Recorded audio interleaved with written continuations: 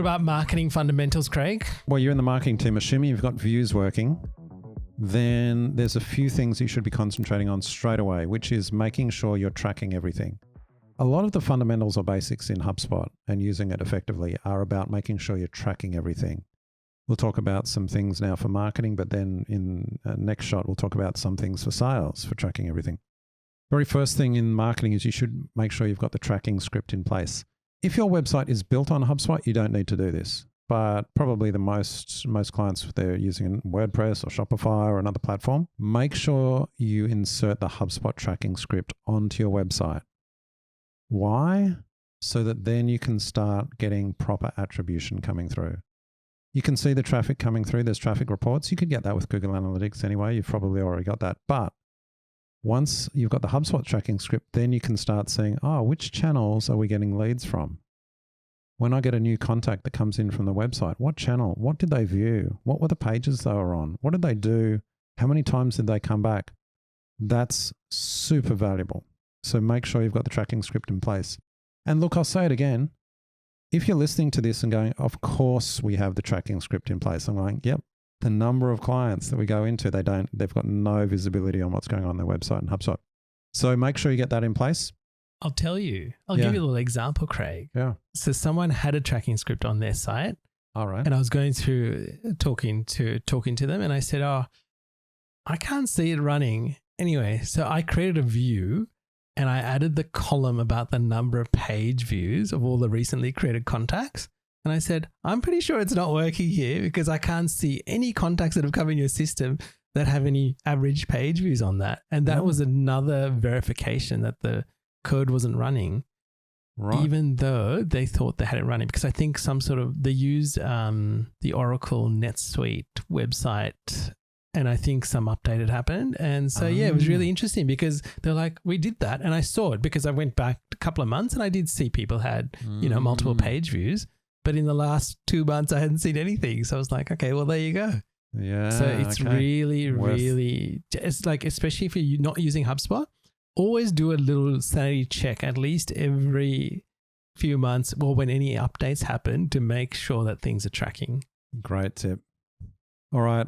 Once the tracking script's in place, what else should they connect? We should think about connecting all your advertising accounts, your Google Ads, Facebook, Meta accounts into HubSpot. Now, one of the things you might need to do is reconnect them over time. You will get notifications from HubSpot that you need to reconnect them. I would recommend connecting them with a user that is a company user. Don't get your agency to connect it as the primary user.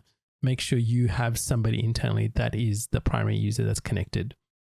Now, if you are going to use the tools inside HubSpot, you will need to connect with your user to access the tools or to create ads, etc., or create audiences. So that's important, but you can create that and connect multiple users after the initial connection. Yeah, actually, that's a good point. Multiple people can connect ads into HubSpot and probably should. So don't be worried, if I connect Google Ads into HubSpot, will that bump out someone else if they've already connected? Will it cause issues? No, it won't. It actually just means you'll also have certain permissions that by default you wouldn't edit permissions, whereas normally someone else has connected it. You've only got view permissions. So yeah, but definitely get that in there, and that adds to attribution. Correct. And the other thing to do is make sure, which we didn't put in these notes here, Craig, was to make sure your lead syncing is also connected so you get the data into HubSpot. So this is across Meta, LinkedIn, and Google. It's anything where there's a lead form, which is on all platforms now. You want to make sure that data comes into HubSpot. Okay. And finally, what are the building blocks of HubSpot, Craig? This is it. Now you start using lists. I know we referred to this earlier, but we often find people have only created a list or two in HubSpot and they're in the marketing team and they haven't quite got their head around lists. We've got a whole episode from a couple of years ago, episode 280, which goes through the best practices for using lists. Check that out. And we do see sometimes they'll go in and they're like, we've only got a few lists. So they're only static lists. They haven't realized you can have active lists, which update automatically. And the great thing about HubSpot now is that they've got lists for deals and tickets as well as And contacts even companies. orders, Craig. And orders, yes, they do. Yeah, orders are very, especially if you've got a shop connected to your site, the order lists have been fantastic to use.